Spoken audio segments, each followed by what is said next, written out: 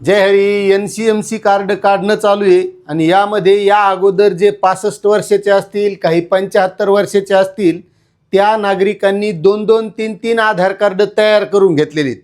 म्हणजे त्याच्यावर वय वाढून घेतलेले आणि ते NCMC कार्ड काढणाऱ्याकडे जातात, त्यांच्याकडे ते आपलं वय वाढलेलं आधार कार्ड देतात आणि मग तिथं तो आधार नंबर टाकल्याच्या नंतर यांचा थंब घेतल्याच्या नंतर त्याच्यावर वय कमी दाखवते. त्यामुळं नेमकं कोणत्या वयाच्या लोकांनी NCMC कार्ड काढायचे हे फार महत्त्वाचं आहे. आता काही जण 40 वर्षाचं वय आहे, मला काढावं लागेल का, मला प्रवासात सवलत मिळेल का, असे बरेच जण कमेंट करायलेत. मग आता नेमकं NCMC कार्ड काढायचं आहे कोण हे सविस्तरपणे आपण थोडक्यात समजून घेणार आहोत. त्यामुळे व्हिडिओ शेवटपर्यंत बघा. चॅनलवर नवीन असताल तर सबस्क्राईब करा आणि सबस्क्राईबच्या बाजूचं जॉईन बटन दाबायला विसरू नका. आता एक लक्षात घ्या, ST महामंडळानं जी सवलतीची योजना आणलेली, तर ही सवलतीची योजना महिलांसाठी 50% सवलत, 65 वर्षाचे नागरिक आहेत त्याला 50% सवलत आणि 75च्या वर्षी आहेत त्याला 100% सवलत. मग आता समजा एखादा व्यक्ती 74 वर्षाचा आहे, त्यानं मागं काढलेलं आहे, मग त्याला आता पुन्हा 75चं काढावं लागेल का, कारण त्याच्याकडे 65चं कार्ड समजा आहे. तर ह्या सगळ्या अडचणी आपल्याला समजून घ्यायच्यात.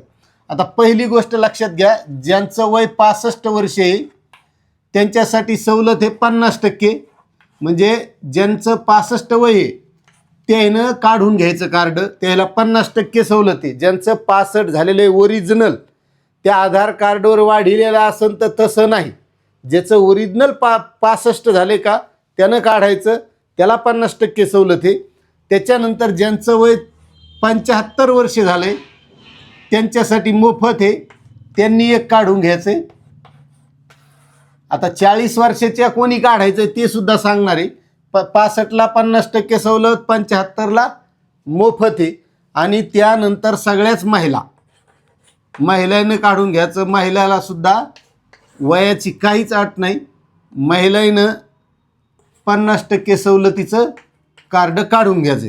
आता याच्यात दुसऱ्या महिला आहेत की त्याही काढायचं आहे. पुन्हा कोणतं, ज्या महिलेचं वय 75 वर्ष म्हणजे 75 वर्षे झालेलं आहे त्या महिलेनं मोफतचं काढून घ्यायचं आहे. ज्या महिलेचं वय 75 वर्ष झाले त्यानं फक्त एवढ्याच लोकांना आपलं NCMC कार्ड काढायचे. जे बाकीचे आहेत मग ज्याचं वय 50 आहे, कोणाचं 40 आहे, तर त्यामध्ये पुरुषानं काढायचं नाही, फक्त महिलानं NCMC कार्ड काढायचं. आणि याचं जे काही रिचार्ज आहे ते कंडक्टर रिचार्ज करून देणार आहेत. त्याच्यानंतर ज्यांच्याकडून आपण हे काढायलो NCMC कार्ड ते अधिकृत जे एजंट असतील त्यांच्याकडून रिचार्ज करावं लागणार आहे. आणि महत्त्वाची गोष्ट म्हणजे हे कार्ड 1 सप्टेंबरच्या अगोदर काढून घ्यायचे, त्याच्यानंतर आपल्याला प्रवास करता येणार नाही. आता बरेच जण काय म्हणतात, कार्ड तर बंधनकारक नाही, तुम्ही बंधनकारक कसं सांगतात.